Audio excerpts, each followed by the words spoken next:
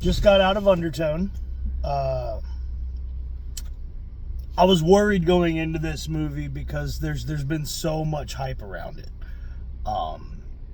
And the last time I remember going to see a brand new horror movie that had a shit ton of hype, like an ungodly amount of hype, was The Witch. Many years ago. I fucking hated that movie. And I was so disappointed in it too, because I went to see it after the entire world was practically sucking this movie's dick.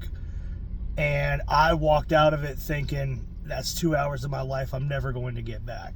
So I was worried that here for Undertone, because of the hype, I was worried that a similar situation was going to happen. It didn't. It's a good movie. I can't say that it was great, but I also can't say it was a bag of shit either.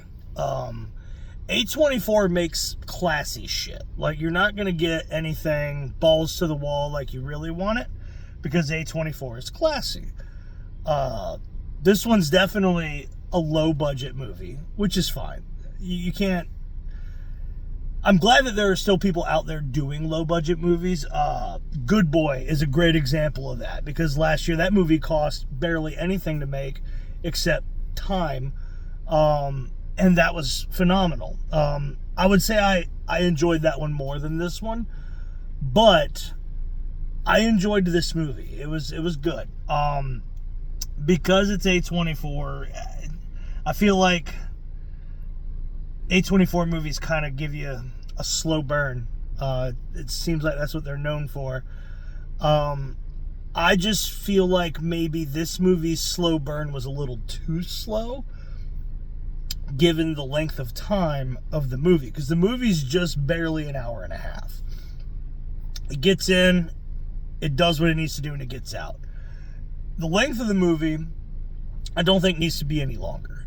I also don't think it needs to be any shorter. I wouldn't have cut anything out of it.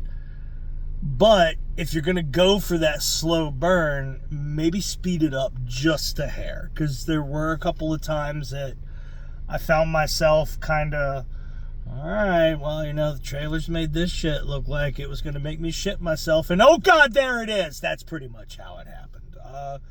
And when it was time for the movie to be fucking terrifying, like, I literally felt my skin crawl once. It was very fucking uncomfortable. And there was, I flipped off the screen at one point because I didn't like what I was seeing, because it just unnerved me that much. But I can't say that it's just like, oh my God, it's the most shocking fucking thing ever. Like, did not quite live up to the hype for me, but I'm fucking glad I came and watched it. It was good. I might wait for streaming to watch it again and decide if I need to own a copy of this movie, or if maybe it's a one and done for me. I don't know. Maybe the second time, because I know of the slow burn, maybe I'll enjoy it more the second time. Maybe I'll pick up some things I didn't notice the first time. One recommendation I do have, if the theater that you like to go to doesn't have the best sound, maybe skip this one there if you feel like your sound at home will do better. This is definitely an audio movie. The surround is great because you hear things coming from the directions that they should be if you were the one looking at the shit that's happening on. Like, if you were in the house while it's happening, that's how it's going to sound to you, because, well, the tea kettle's over in this room, and so audio editing, like, fucking fantastic. But then there's so many layers of audio to it at times that sometimes I feel like maybe if I watch it again, maybe I'll catch something that I missed this time. But I don't know if I just want to go right out and buy it, because what if I watch it the second time and I find out, well, maybe it's less effective the second time because I know how the movie ends, which we won't discuss here. These are always spoiler free. It's just thoughts, top of mind as soon as I walk out of the movie. But I'm glad I came. I really am. It was pretty good. It was a good Saturday night. Can't complain about that either.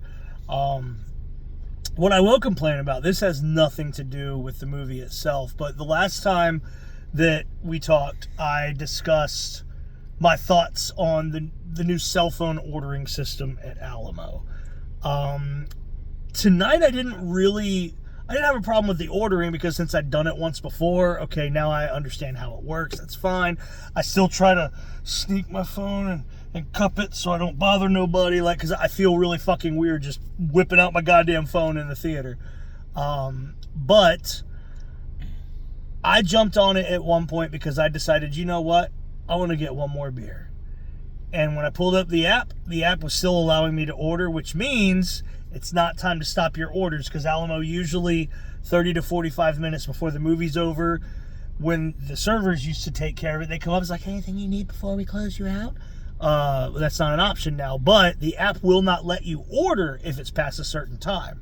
So in my opinion, if I can push the order button, you should be able to bring me what I ordered. So I never did get that last beer. The cool thing is when the movie was over and I looked at my check, I did not get charged for it. So I can't complain about that. At least they weren't trying to overcharge me for shit I didn't have. But I was very disappointed that they didn't even attempt to bring it to me. They just cancel it. And this is after my beginning experience tonight, which was the same as when I was here for Scream 7. I got in right at the time that you can get your seats, which is the half hour before showtime begins. And when showtime begins, you still have trailers to sit through, so you still got at least 20 minutes until the movie starts. So I'm in there for at least 50 minutes of pre-show, pre-movie time. And it takes them until 10 minutes into the movie. If you ordered a beer, it takes you that long to get a beer. You can get your popcorn, fucking lickety-split. It's there in a fucking flash. Like, you barely have time to finish pushing the button and bangity bam, there's popcorn. But goddamn, do they make you wait for that first drink. Never mind that beforehand I was sitting at the bar, which I often do when I come here, and usually I'll get here a little early, I'll have a drink or two at the bar, just kind of hanging out. I got nothing better to do. And tonight, it almost felt like it was a problem to sit at the bar and have a drink before the movie. Usually I just order my drink and I go about my business, and then maybe I order a second one. Maybe I close up my tab. It just depends on where we're at with time-wise. But after they got the drink, it was almost like, you're going to pass now? Huh? Because I got to sit down again. And it was like, it took like 4 people to pour a beer. It was really fucking sad. So now I'm curious, like, can I even sit at the bar before a movie anymore? I feel like I have to, since you have to wait damn near an hour before you get your drink finally. I don't know. If this is the future of Alamo, I'm kind of questioning my loyalty at this point. The service used to be really fast. And now we've cut out the writing and we've cut out the reading, and I can't make out this person's handwriting. Like, we've cut all that out and made it simple, and now it takes longer. Make it make sense. I don't know. But anyway, Undertone. If you saw it, leave a comment. Let me know what you thought. I thought it was pretty good.